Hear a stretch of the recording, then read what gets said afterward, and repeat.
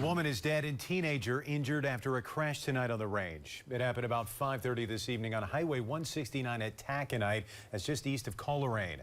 According to the State Patrol, an SUV failed to yield to traffic and pulled out onto Highway 169 right in front of a car. The driver of the SUV, an 87-year-old Taconite woman, died in that crash. Now, the driver of the car, a 16-year-old from Nashwauk, suffered non-life-threatening injuries. The crash closed the highway for about 3 hours during investigation and cleanup. It has since reopened.